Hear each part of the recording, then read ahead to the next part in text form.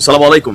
Breaking news. এই মুহূর্তে আমি যখন নিউজটি করছি তখন মোটামুটি হাসনাত আব্দুল্লাহ এখন কিছুটা ভালো আছেন, নিরাপদে আছেন, এবং কি গাজীপুরের পুলিশ কমিশনার তাকে বিশেষ নিরাপত্তা দিয়ে তাকে তার যে আবাসস্থল সেইখানে পৌঁছানোর চেষ্টা করছে।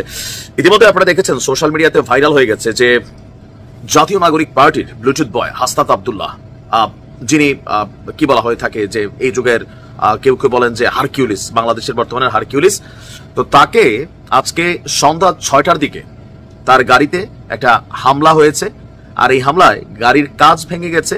হাসনাত আব্দুল্লাহর কপাল ভালো, যদি গাড়িটা আসলে দৌড়ে না যাইতো বা ওইখান থেকে কোনো রকম তারা বের করতে পারতো, এতক্ষণে হয়তো আমরা ইন্না লিল্লাহ পড়ার মতনই সিচুয়েশন তৈরি হয়ে যেত। তবে তার ভাগ্য ভালো যে তিনি এ যাত্রায় নিরাপদে কি বলা হয় যে আমাদের মাঝে ফিরে এসেছেন।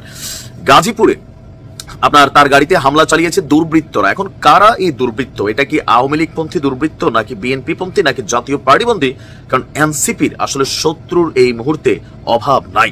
যদিও এদের পরিচয় সম্পর্কে এখনো কোন রকম বক্তব্য আমরা কারো কাছ থেকে পাইনি, তবে আমরা আশা করছি খুব শীঘ্রই এখানেও আপনি দেখবেন নিষিদ্ধ আওয়ামী লীগ, ছাত্রলীগ, যুবলীগের নামই চলে আসবে। তো আপনার সন্ধ্যা 6:30টার দিকে গাজীপুরের চান্দনা চৌরাস্তায় আপনার এই হামলার ঘটনাটি ঘটে, আর হাসনাত আব্দুল্লাহ নিজেই নিশ্চিত করেছেন। আর আমরা যদি দেখি এই মুহূর্তে এ নিয়ে সর্বশেষ আপডেট হচ্ছে এই হামলায় তার হাতে তিনি আঘাতপ্রাপ্ত হচ্ছেন। কয়েক জায়গায় ছোট ছোট মানে রক্ত আমরা দেখলাম, সম্ভবত গ্লাস ভেঙে কাঁচ তার হাতে টাচ করেছে। তার বহনকারী যে গাড়িটি সেটিতেও ব্যাপক ভাঙচুর চালানো হয়েছে। আমাদের গাজীপুর নগরের বাসন থানার ভারপ্রাপ্ত কর্মকর্তা ওসি সাহেব বলছেন যে এই মুহূর্তে আসলে টোটাল বিস্তারিত বলার সুযোগ নেই, কথা বলে বিস্তারিত জানার চেষ্টা করছে। তবে নাম প্রকাশ না করার শর্তে গাজীপুরের একজন পুলিশ কর্মকর্তা বলছেন হাসনাত আব্দুল্লাহর বর্তমানে গাজীপুরের বোর্ড বাজার এলাকায় আইইউটির ভেতরে নিরাপদে আছেন, তার সঙ্গে আইন শৃঙ্খলা রক্ষাকারী বাহিনীর সদস্যরা আছেন। অপরদিকে আপনার আমরা দেখছি যে কিছুক্ষণ আগে আমি দেখলাম যে আপনারা তাকে বিশেষ পুলিশ পাহারায়, পুলিশের গাজীপুরের যিনি কমিশনার আছেন ওনার গাড়িতে করে তাকে ঢাকার দিকে আনা হচ্ছে।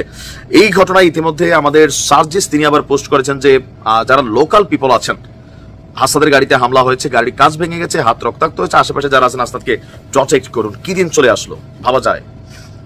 সরকারে এখনো ডক্টর মোহাম্মদ ইউনূস আছেন।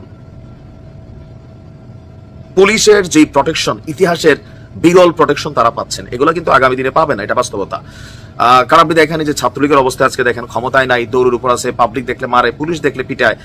তো বাংলাদেশের রাজনীতির সিস্টেমটা সেরকম, যখন আপনি ক্ষমতায় থাকবেন, এই হাসনাত আব্দুল্লাহ আজকে দিনে যা পাচ্ছে, 3 দিন আগে সাদ্দাম তা পাইছে, আবার ভবিষ্যতে এখন সাদ্দাম দৌড়ের উপর আছে, হয়তো আবার কোনো সময় আমরা দেখবো সমন্বয়করা দৌড়ের উপর আছে, কারণ বাংলাদেশ।